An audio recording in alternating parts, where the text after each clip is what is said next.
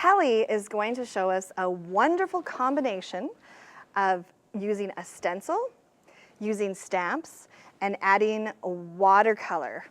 Yes. Yes. You're going to get excited about this. We are excited Yes. about this.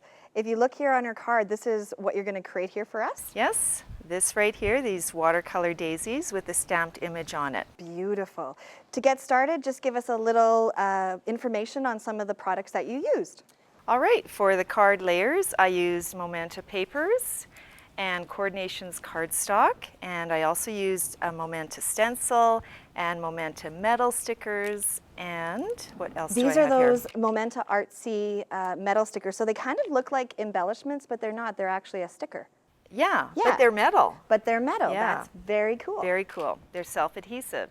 I have Heartfelt Creations dies and stamps as well. I have some Clearsnap Color Box ink, and I also have the Groove Tool from Art-C that I sanded my Coordinations paper with. You made it look vintagey with the Groove Tool. I did. I distressed it. Love that. And this is what that looks like. I love that it comes in that cute packaging. Yeah, with 4 different heads. Yes. All right. Awesome. Tombow markers and Tombow adhesive as well. And that's Keeping it how all it all stuck came together with your Tombow adhesive. That's Right. Oh, and I also used some Coordinations vellum. Oh, yes, yes. Yeah, for I've the seen that stamp right there. sentiment. Right. Okay. Okay, get started. Okay. I'm really excited about seeing how you did that because it looks hard. It looks hard. Oh, no, it's not It hard. does. It does. It looks hard. Aw. Okay, I am going to start by taping down my stencil with some washi tape because I don't want it to move, and you'll see why in a second. Okay. So put tape here and here. And then I'm going to take a piece of watercolor paper and slip it underneath like this. There we go, and position it that way. All right, and I'll just hold this firmly so the watercolor paper underneath doesn't move. Okay, so you don't want it to bleed too much, but it will a tiny bit, won't it? Or yeah. Well, it shouldn't. It shouldn't. You don't want it to. You're Yeah. trying to not. Yeah. Okay. So anyway, I'm going to take the Tombow pen. It has 2 ends. One is the brush tip, but this time for the stencil, I'm going to use this bullet nib The bullet tip. end. Okay. And I am going to just simply trace the stencil. And it doesn't have to be perfect. It can be just really quick and exact, and you'll see why, because the watercolor is very abstract. Are you adding the watercolor right away on top of this, or do you pull the paper out? I will pull it out. Boy, you're eager to find out all the answers. It's because I was worried about it bleeding through because I thought you were going to add the water, but you're not doing that yet. No. Okay, so that makes sense. So I was confused. I'm no longer confused. Okay, yeah. You have to be patient for this. Okay, I've done that with the peach outline, and now I will take one of my green Tombow pens, nib end, and I will just get my stems done outline them, like so. All right, I'll pull out my paper now, and I'm just going to scribble a little bit on here like this. With the brush end. Just randomly. I love that. I have my peach random and my pink random, and I'll add some yellow randomly. And this is where we're going. I love this card right here. That's where we're going. So it's just so neat to see that come to life. Yes, very quick and easy. And I will take my water and then just start adding my water.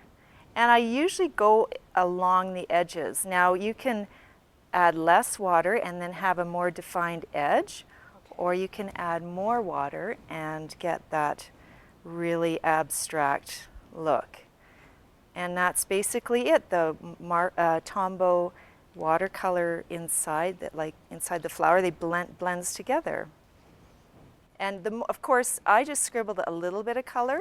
You can really saturate this. You could go crazy. Yeah, definitely. You can saturate it with tons of color. And again, the stems, just so add easy. color. I've said it before, and I'll say it again. We could show this technique over and over and over again on every show because that is so easy, and you've got a watercolor piece of art there. Yes, there you go. Now, what I would do is I'd let this dry, and then do the next step, which is really fun. Okay. Do you want me to take this off? Or are you good? It can stay. Okay. Yep. Let her stay. And I'm going to take my blending palette and just scribble on my That's what this is a blending Tombow palette. blending palette. It's a plastic piece of paper. Okay, but it's actually thicker than that. Oh, sorry, Kelly. Do you need that one? Nope.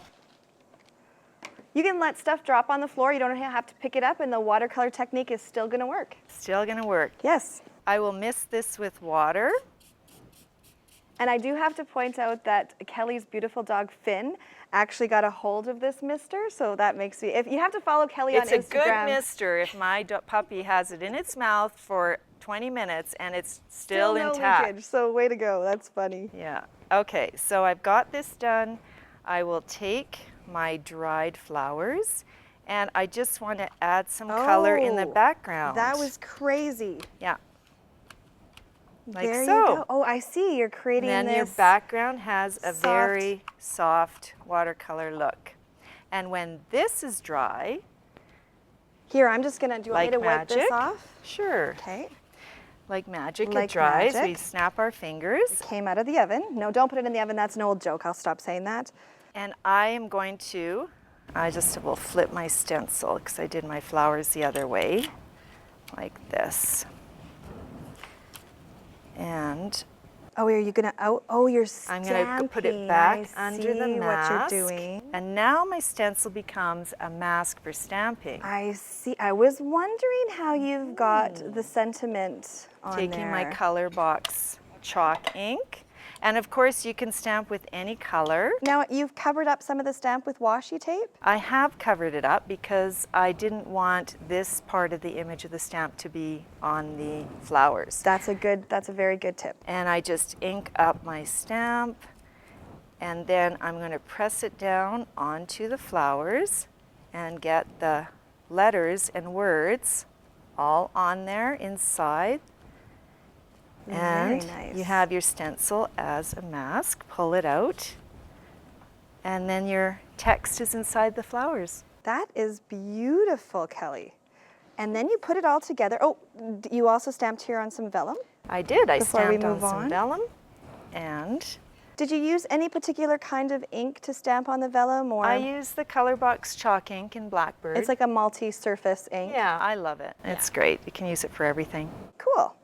And I see you've used some Art's twine. Mm-hmm. And what's that little charm? Is that just from your stash? Or? No, that little charm is an artsy charm, a little package of embellishments, and I just tied it in with the twine for a really cute effect. That's really pretty. That's Momenta distributes for Art-C. Very Yes. cool. Well, and then, oh, one more thing on this card before you go away. We got the dies from Heartfelt as Creations, well. the delightful daisy die. I added some leaves. You ran it through the Big Shot machine I did. and you tucked it in there. Kelly, you make watercolor look so easy. It is easy. Thank you.